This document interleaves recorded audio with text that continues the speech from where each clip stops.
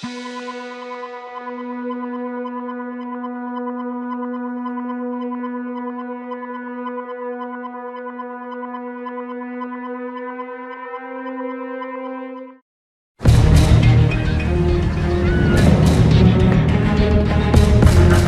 un plan parfait. Dans la nuit du 11 juin 1962, 3 prisonniers s'évadent d'Alcatraz. Ils atteignent la rive de la baie de San Francisco et pénètrent dans l'eau glacée. Presque 50 ans plus tard, on connaît pratiquement tous les détails de cette incroyable évasion, sauf un. Les fugitifs se sont-ils noyés dans la baie ou ont-ils survécu à l'évasion? L'agence des US Marshals est toujours sur l'affaire et de nouveaux indices surprenants sont en train de redonner une deuxième vie à l'enquête sur les mystérieux évadés d'Alcatraz.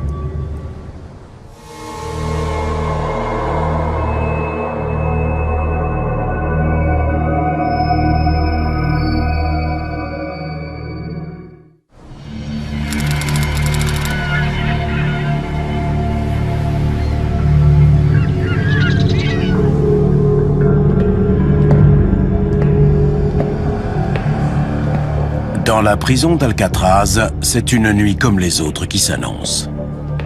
On ferme!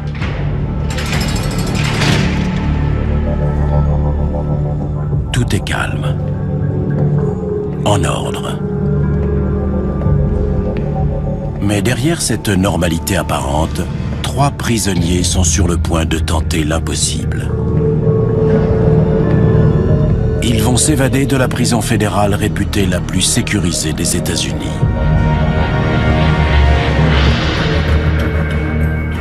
Une forteresse menaçante qui s'élève dans la baie de San Francisco.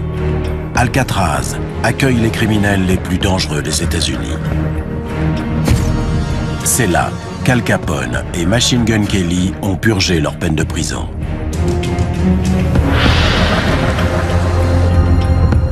Dès le début des années 60, les détenus savent qu'Alcatraz représente le point de non-retour. Elle est considérée comme la prison la mieux sécurisée des États-Unis. Le seul nom d'Alcatraz inspire la peur aux détenus qui viennent y purger leur peine.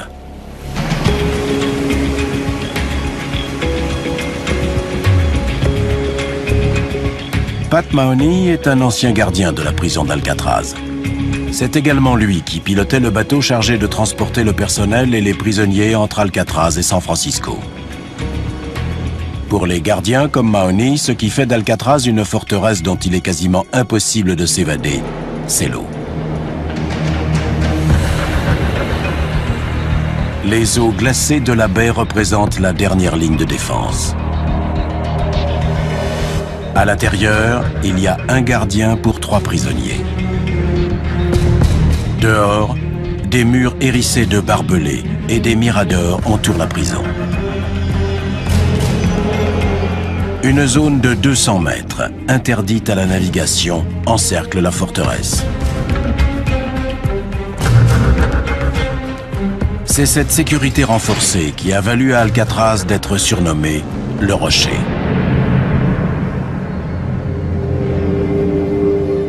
Mais pour les détenus Frank Morris, John Anglin et Clarence Anglin, ce n'est qu'un défi de plus à relever. Dans l'enceinte de la prison, tout le monde rêve de faire mentir la légende de la prison d'où l'on ne s'évade jamais. Morris et les frères Anglin sont des criminels endurcis et des spécialistes de l'évasion. Quand ils arrivent à Alcatraz, ils ont déjà mis sur pied plusieurs dizaines de tentatives d'évasion de centres de détention parmi les plus durs du pays.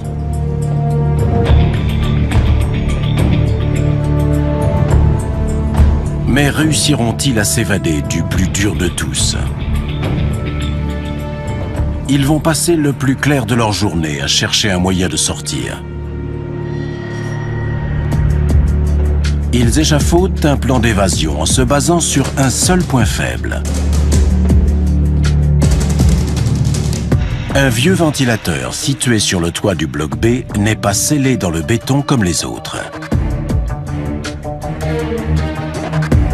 En démontant le conduit, un prisonnier pourrait se glisser dans le passage jusqu'au toit.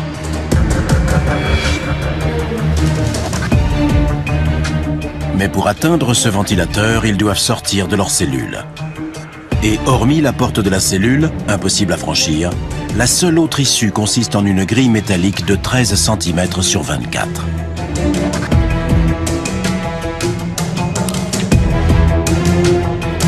Derrière cette grille se trouve un couloir par lequel passent de nombreux tuyaux et autres conduits et qui mènent directement au ventilateur. En passant par la grille, un prisonnier peut atteindre le toit.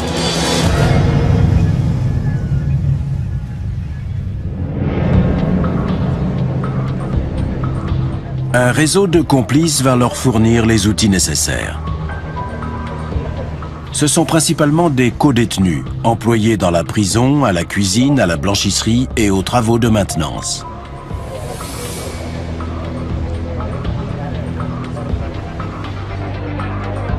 Darwin Coon est un ancien détenu d'Alcatraz.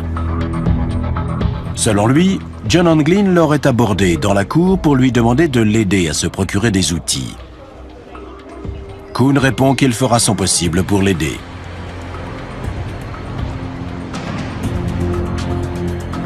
Les prisonniers fabriquent une perceuse à l'aide de pièces détachées. Et ils utilisent des cuillères aiguisées pour creuser le mur en béton.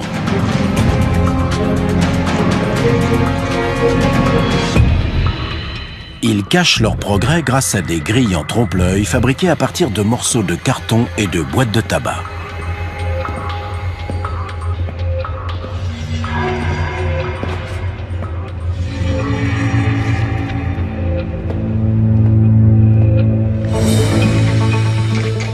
Il leur faut des mois pour accomplir ce travail.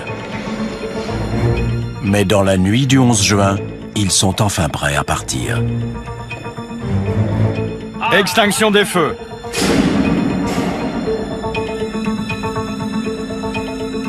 Mais il reste un problème de taille à régler.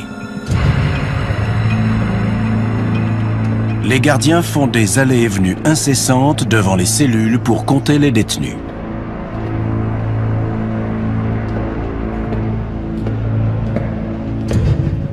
S'ils remarquent que leurs lits sont vides, l'évasion tombe à l'eau pour Maurice et les frères Anglin. Leur solution est un véritable coup de génie. À l'aide de fils de fer, de plâtre, de savon, de peinture couleur chair et de cheveux, les détenus fabriquent des répliques détaillées de leur propre tête. Clarence Anglin travaille chez le coiffeur de la prison. Il a rapporté dans ses poches les cheveux pour les fausses têtes.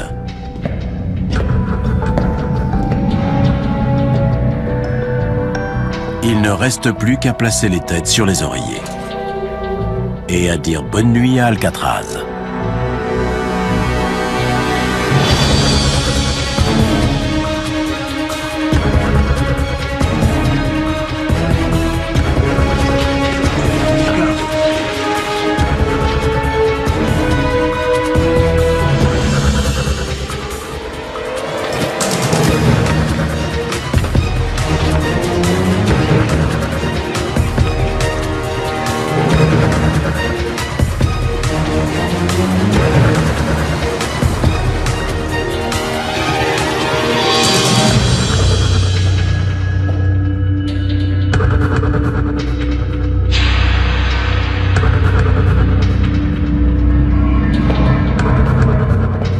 Le plan se déroule sans anicroche.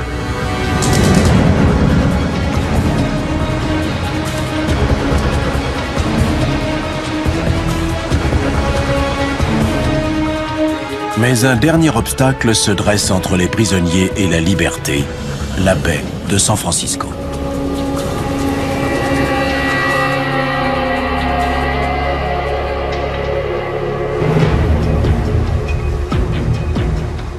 Maurice et les frères Anglin savent que d'autres évadés ont déjà atteint la rive, mais se sont noyés dans la baie.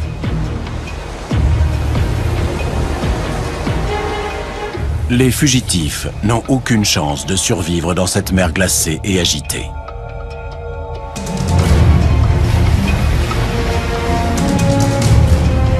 Plutôt que de tenter leur chance à la nage, ils optent pour une autre solution. Des gilets de sauvetage et un radeau gonflable fabriqué à partir d'imperméables. John Anglin m'a demandé si j'avais un impair, et il m'a dit de le mettre pendant la promenade et de lui donner.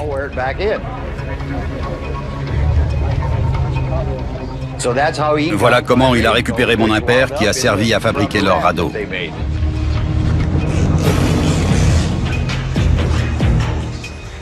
Il leur faudra plusieurs mois et plus de 50 imperméables pour construire un radeau étanche. Ce morceau, comme ça. Puis ils gonflent le radeau à l'aide d'un concertina qu'ils ont transformé. C'est bon.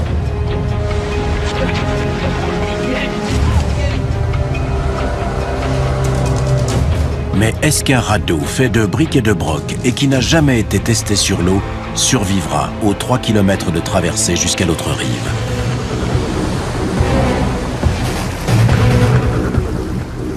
Si le radeau ne tient pas, Maurice et les frères Anglin n'auront pas d'autre choix que de se jeter à l'eau pour finir à la nage, au risque de se noyer. Mais s'ils réussissent, ils auront accompli un exploit dont les autres prisonniers n'ont fait que rêver.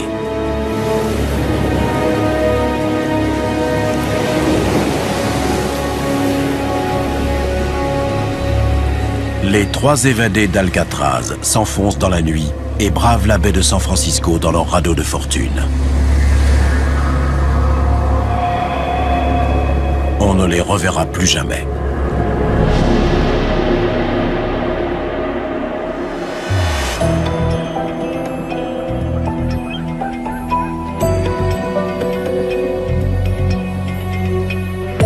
Presque 50 ans plus tard, leur incroyable évasion est entrée dans la légende. C'est une évasion incroyable et ils ont disparu. Le mystère reste entier. Et pour certains, ce mystère est toujours d'actualité.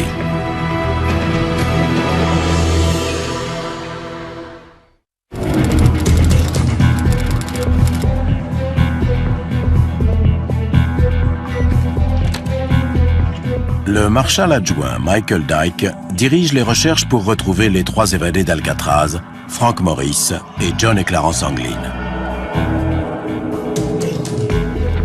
C'est le travail des marshals de traquer les prisonniers évadés. Bonjour, c'est Mike. Et ils en rattrapent plusieurs dizaines de milliers chaque année. Tu as le chef d'inculpation? Mais cette affaire est différente. Merci, au revoir.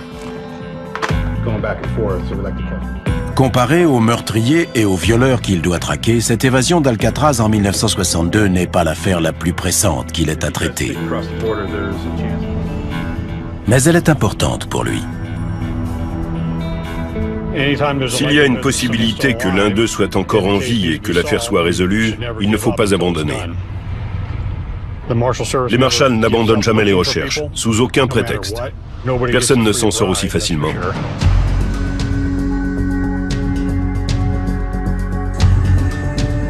Dans son bureau de San Francisco, le marshal adjoint numérise des milliers de vieux dossiers et remonte les pistes les plus récentes. D'aucuns pensent qu'il chasse des fantômes. Mais l'enquête méticuleuse de Michael Dyke va apporter un nouvel éclairage sur l'évasion d'Alcatraz. Elle va lui permettre également de remettre en cause certaines certitudes concernant cette affaire, y compris sur le jour même de l'évasion.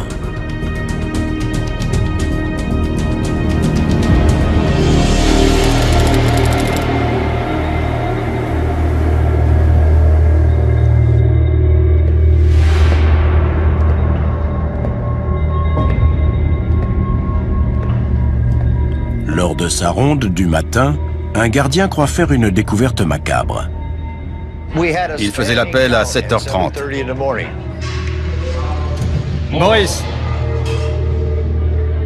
Le gardien a voulu le réveiller en lui tapant sur la tête. Il a crié « Mon Dieu, on lui a coupé la tête !»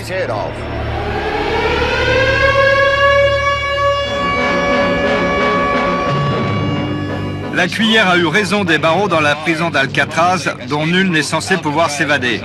3 braqueurs de banque, Frank Morris et John et Clarence Englin, sont passés par les grillages recouvrant un conduit d'aération. On grimpait le long d'un tuyau d'évacuation, puis se sont volatilisés dans la baie de San Francisco. Il s'agit de la première évasion réussie dans l'histoire de cette prison de haute sécurité.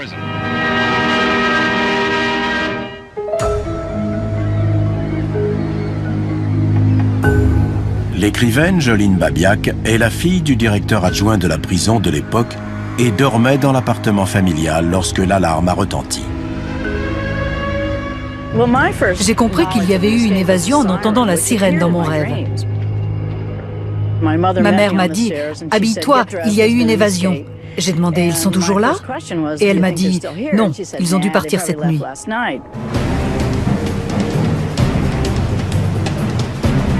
En quelques heures, le FBI ratisse la côte et les eaux glacées de la baie avec l'aide des gardes-côtes, de l'armée et de la police locale.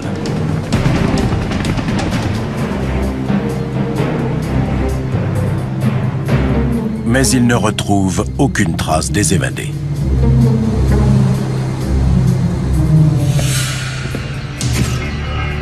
La fouille de leurs cellules révèle la méthode qu'ils ont employée.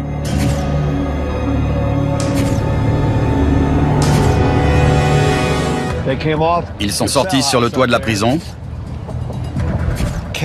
sont descendus le long d'un tuyau, puis sont venus mettre leur radeau à l'eau ici.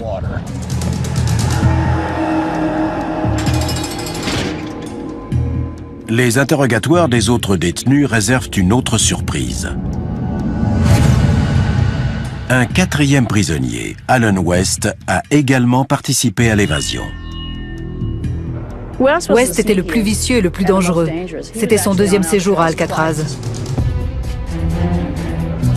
Mais West n'a pas réussi à sortir à temps pour rejoindre les autres.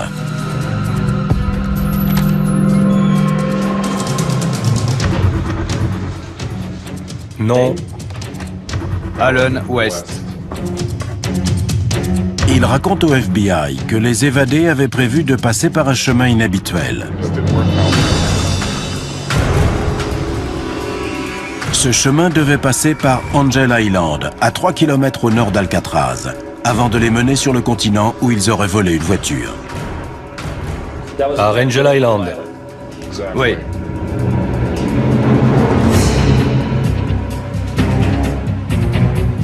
La police passe la zone au peigne fin. Mais tout ce qui reste de Maurice et des frères Englin, c'est une pagaie, 2 gilets de sauvetage et une pochette en caoutchouc contenant des photos et des notes. D'après les rapports de police, l'indice le plus important, le radeau de 2 mètres sur 4, n'a jamais été retrouvé et aucun vol de voiture n'a été signalé.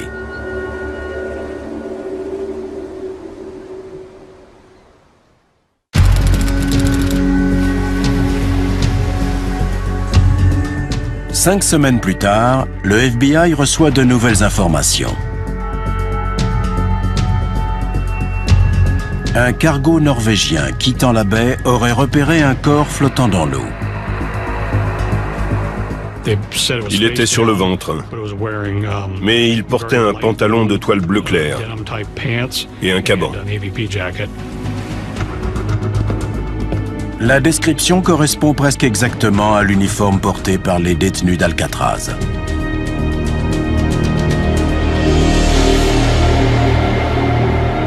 Ce rapport finit de convaincre bon nombre d'enquêteurs que le radeau des évadés a coulé et qu'ils sont morts noyés.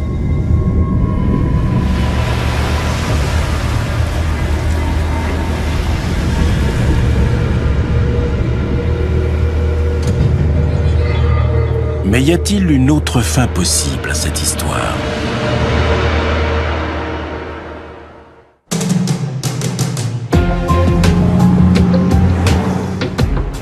En 1979, soit près de 20 ans après l'évasion des 3 détenus d'Alcatraz, le FBI se dessaisit de l'enquête non résolue et la confie au bureau des US Marshals. La plus ancienne agence fédérale du pays traque les fugitifs depuis plus de 2 siècles.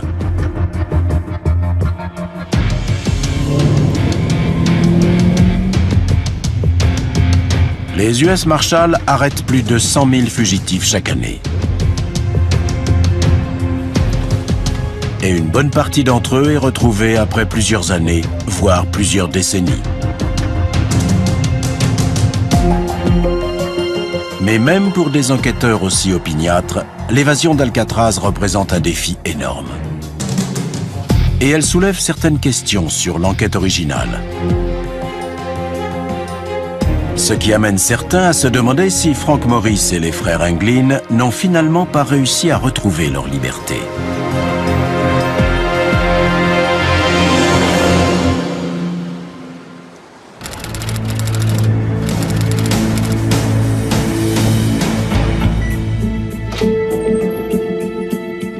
Michael Earp est le directeur adjoint des Marshals chargé des enquêtes. Il a travaillé sur des centaines d'évasions.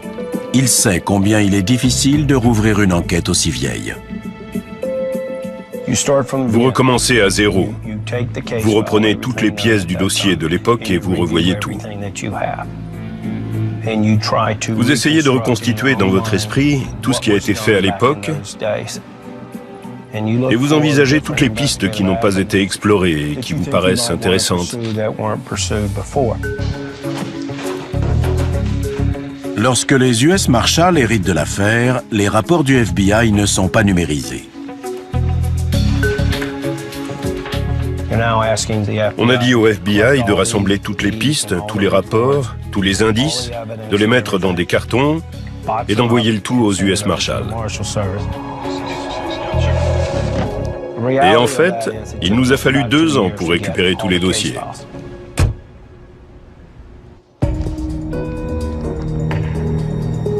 En parcourant les dossiers, les enquêteurs remarquent qu'il manque une pièce au puzzle. Aucune trace d'activité criminelle des fugitifs après l'évasion. Ces hommes étaient des criminels professionnels. C'est tout ce qu'ils savaient faire. Ils se sont évadés d'Alcatraz et après ça, plus rien.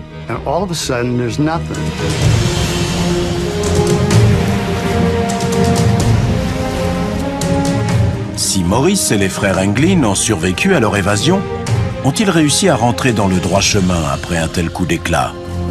La plupart des enquêteurs n'y croient pas. Aucun des 3 n'a été arrêté pour un quelconque délit. Pour moi, ça veut dire qu'ils sont morts. Pour l'ancien directeur adjoint Arthur Roderick, qui a également enquêté sur cette affaire, le facteur décisif, c'est l'eau glacée de la baie. Affronter le courant et l'eau froide, je pense que c'est ce qui a eu raison d'eux. Je pense qu'ils se sont noyés dans la baie et ont été emportés au large.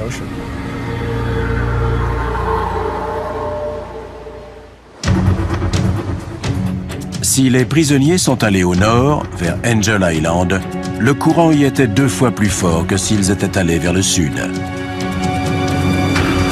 Sur cette mer agitée, leur survie dépendait de leur radeau. Si leur radeau n'a pas coulé, je pense que 3 hommes pagayant de toute leur force étaient capables d'arriver sur Angel Island, vu la force du courant. Pour moi, tout dépend de la qualité du radeau. Malheureusement, il est quasiment impossible de répondre à cette question, car le radeau n'a jamais été retrouvé. Mais en étant si sûr?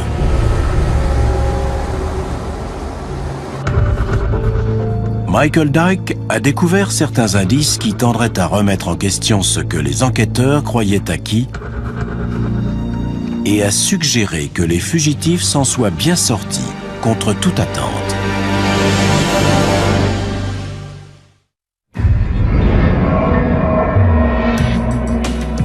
Aujourd'hui, le marshal adjoint Michael Dyke se rend aux archives nationales de San Francisco.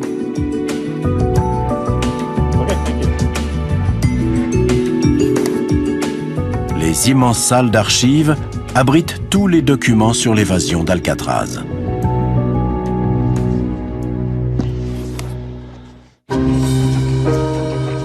Ces dossiers permettent de dresser le portrait des détenus impliqués dans l'évasion de 1962.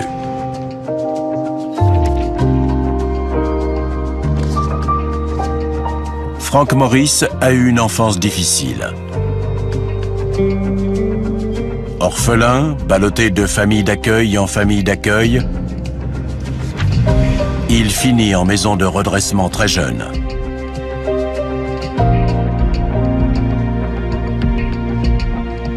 Sur ses photos d'identité, il n'a que 14 ans. Mais Morris est également très intelligent, avec un QI supérieur à 130, comme seulement 3% de la population. D'après ces dossiers, on voit qu'il avait une intelligence au-dessus de la moyenne, mais qu'il était du genre turbulent, sans doute parce qu'il s'ennuyait.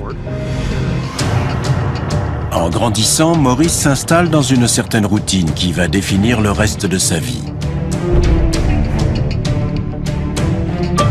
Braquage de banque, vol à main armée et incarcération, suivi par des évasions audacieuses.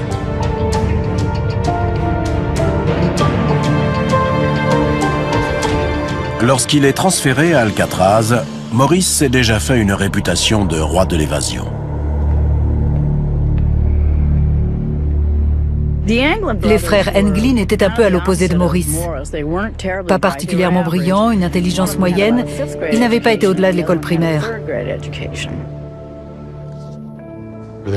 Ils volaient des voitures, de l'argent, entraient dans des commerces ou des résidences par effraction. Ils étaient considérés comme armés et dangereux, et comme fugitifs, mais ils n'avaient pas vraiment un passif violent. Les archives d'Alcatraz brossent un portrait fidèle des évadés dans leurs jeunes années.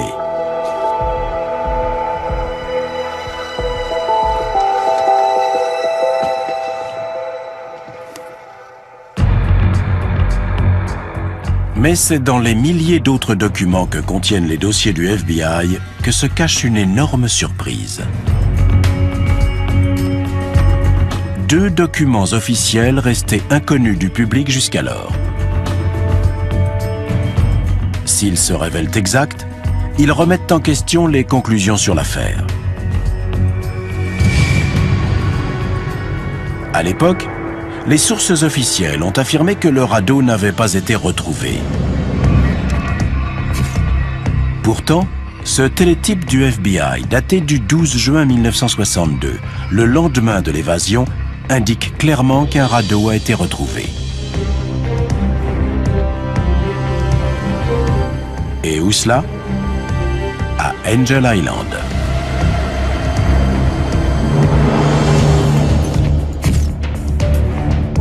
Le lendemain, un mémorandum du gouvernement affirme la même chose, mais ajoute un détail frappant. On a retrouvé des empreintes de pas à côté du radeau.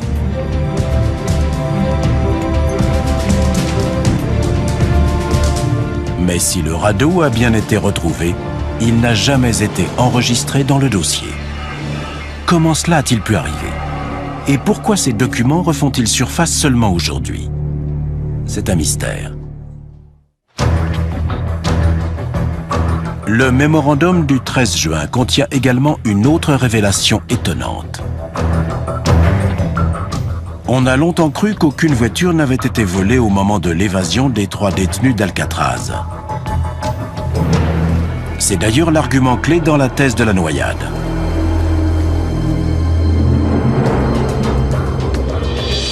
Pourtant, le lendemain de l'évasion, les services de police de la baie sont à la recherche d'une voiture qui leur a été signalée volée.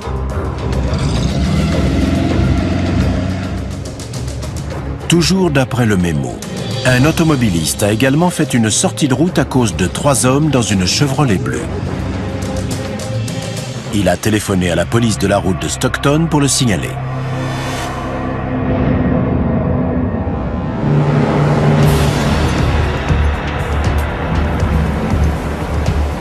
C'est un incroyable scénario qui commence à prendre forme. Si le radeau résiste à la traversée, les fugitifs atteignent Angel Island, puis traversent à pied le mince bras de mer jusqu'au continent. À l'aube, ils volent une voiture. Quand les gardiens découvrent les cellules vides, les fugitifs sont déjà en route vers la liberté.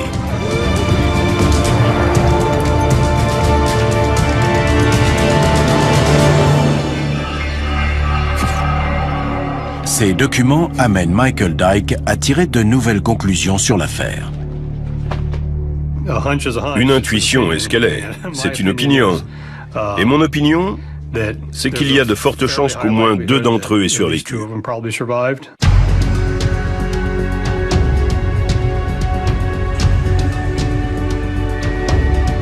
Si le marshal adjoint Michael Dyke a raison et que 2 des fugitifs ont bien survécu à leur évasion d'Alcatraz, qu'est-il arrivé au 3e?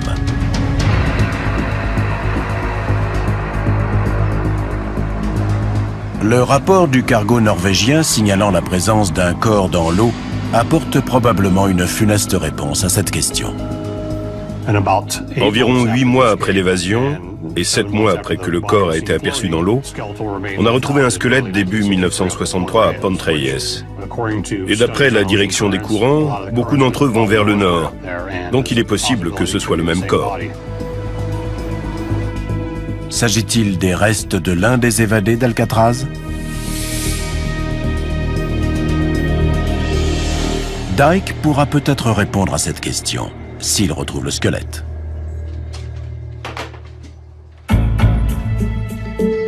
Bonjour Debbie, Michael des Marshall. Il se rend au bureau du coroner du comté de Marin, où le rapport a été enregistré en 1963.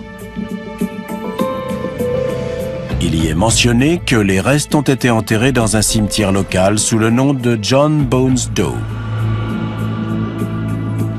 L'avantage que j'ai maintenant par rapport à 1963, c'est que je peux exhumer les ossements et les envoyer à un labo pour une analyse ADN. Mais même un simple examen physique du squelette peut apporter des renseignements précieux. L'état et la longueur des os ont été soigneusement notés par le médecin légiste. Grâce à ces mesures, le médecin a conclu que l'homme mesurait probablement 1,71 m, ce qui est exactement la taille de Frank Morris.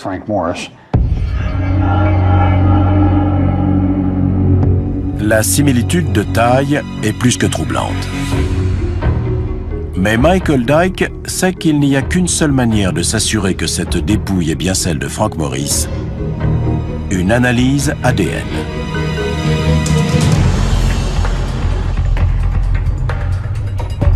Il se rend au cimetière local pour exhumer le squelette. Mais il n'est même pas sûr de pouvoir le retrouver, ni même s'il sera suffisamment préservé. Vous savez combien de corps vous avez reçus entre 1962 et 1963 ?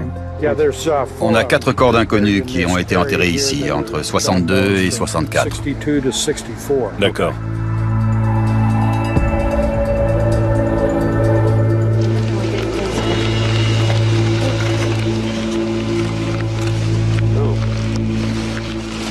Voilà, c'est ce qu'il nous faut. En voilà un. Super. Avec le coroner du comté de Marin, on a déterré les ossements et on les a apportés au labo pour analyse, en espérant qu'il réussira à en extraire l'ADN pour le comparer aux prélèvements effectués sur les membres de la famille des évadés. Je vais commencer par Frank Morris. Si Michael Dyke peut trouver un prélèvement de référence, le labo sera en mesure de déterminer si oui ou non John Bones Doe n'est autre que Frank Morris.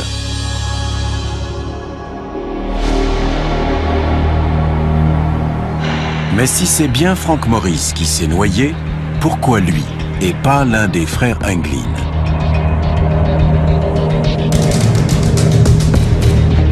Durant sa détention à Alcatraz, Morris s'est fait une réputation de solitaire. Et si on en croit la rumeur, les frères Englin ne l'aiment pas. Au cours de la traversée vers Angel Island, les frères Englin ont peut-être décidé de se débarrasser de lui.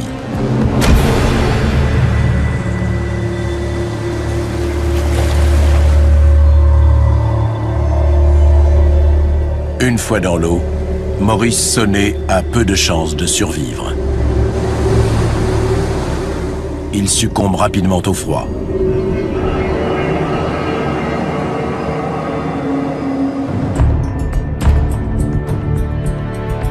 Si c'est bien Maurice qui est mort, ça expliquerait que l'on n'ait aperçu que les frères Englin par la suite.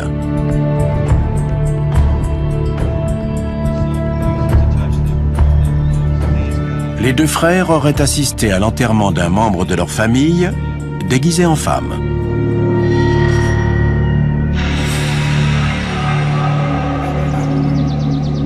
Un témoin a également signalé les avoir aperçus dans une cabane sur un terrain appartenant à un parent éloigné. Arthur Roderick se souvient d'une piste qu'il a suivie il y a quelques années et qui lui avait fait toucher du doigt la vérité. Nous avions reçu une lettre de 6 pages d'une personne qui racontait qu'un membre de sa famille avait été payé pour aller chercher les frères Englin dans la baie de San Francisco et les conduire quelque part du côté de Seattle. Le chauffeur les emmène jusque dans un parc en bordure de Seattle. Et c'est là qu'il décide d'un changement de programme. Ce type a tout à coup décidé de tuer les deux frères. Apparemment, ils avaient de l'argent sur eux et il voulait le leur voler.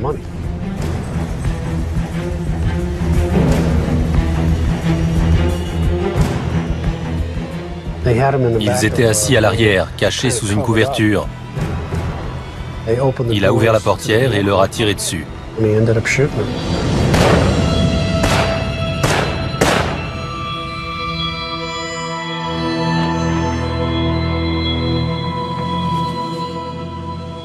La lettre dit qu'il les a enterrés sur place.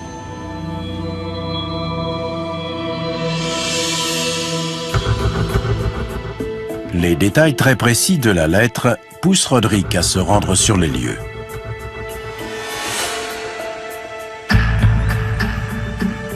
Il emmène avec lui une équipe pour chercher où les corps sont enterrés. En suivant les indications précises de la lettre, il retrouve l'endroit exact.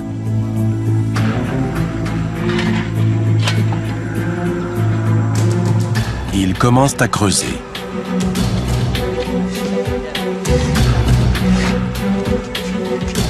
Mais ils ne trouvent rien. L'histoire tenait la route, mais elle était fausse.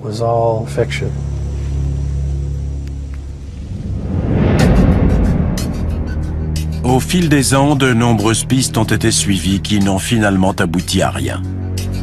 Idem pour les recherches d'empreintes et les opérations de surveillance. Mais cette dernière piste, des ossements enterrés depuis près de 50 ans, Le fémur est presque intact. pourrait s'avérer concluante.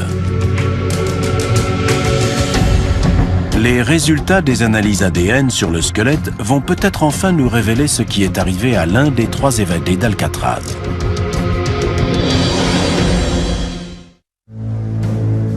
Michael Dyke pense que ces ossements pourraient bien être tout ce qui reste de l'évadé d'Alcatraz, Frank Morris.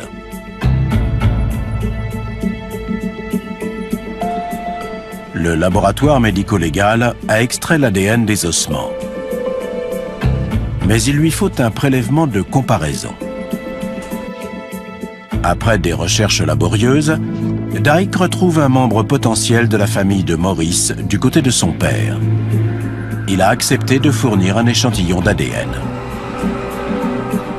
Le labo va déterminer s'ils correspondent. Michael Dyke n'a plus qu'à attendre les résultats.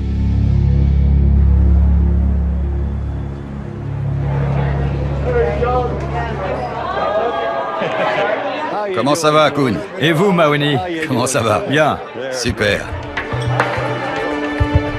Il y a 50 ans, les barreaux d'une cellule séparaient le détenu Darwin Kuhn et le gardien de prison Pat Mahoney. Aujourd'hui, ils se retrouvent à quelques kilomètres à peine d'Alcatraz. Je suis content de vous revoir. Oui.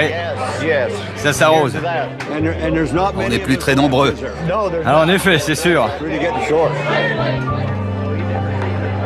Comme beaucoup d'Américains, les deux hommes continuent à ce jour d'être intrigués et divisés par le mystère qui entoure cette évasion audacieuse.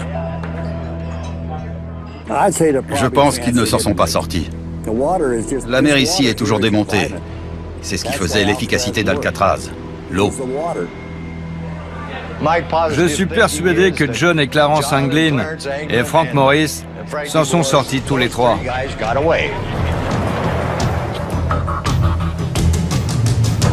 Quoi qu'il leur soit arrivé, Morris et les frères Anglin ont eu un impact bien plus fort qu'ils n'auraient osé l'imaginer. Leur évasion a porté un coup fatal à la réputation du rocher.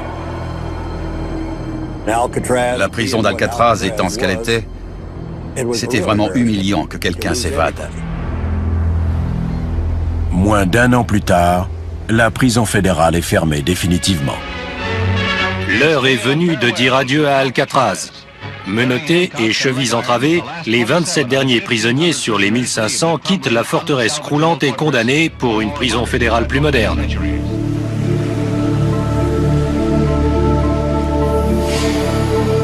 Tandis que le livre se referme sur la légende du rocher, 3 hommes restent toujours introuvables.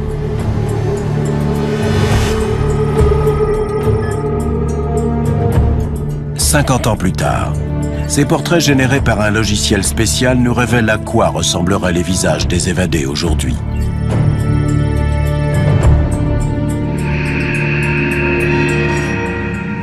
Et les US Marshals continueront de les rechercher jusqu'à ce que les fugitifs aient atteint l'âge de 100 ans. Les US Marshals ne classent jamais une affaire tant qu'ils n'ont pas la preuve absolue qu'ils ont retrouvé le fugitif, mort ou vif.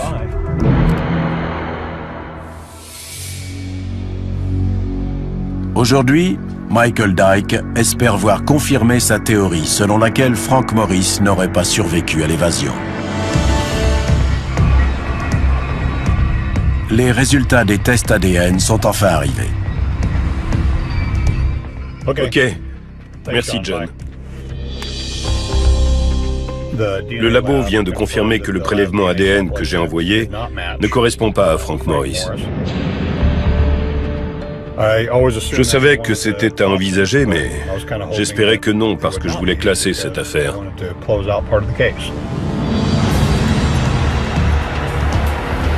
Si les ossements ne sont pas ceux de Frank Morris, il s'agit peut-être d'un des frères Anglin.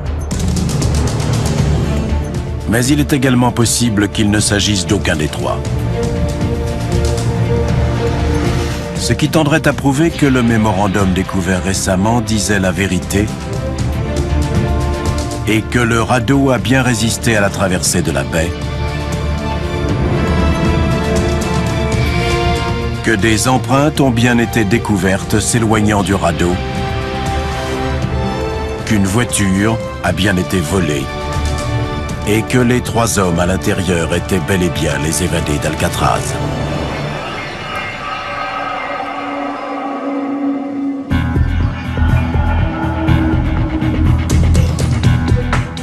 La possibilité que les 3 fugitifs évadés d'Alcatraz soient encore en vie ne fait que renforcer la détermination du marshal adjoint Michael Dyke à les retrouver. Si j'en retrouve un ou les 3, je leur dirai « Bravo, belle évasion, mais c'est fini ».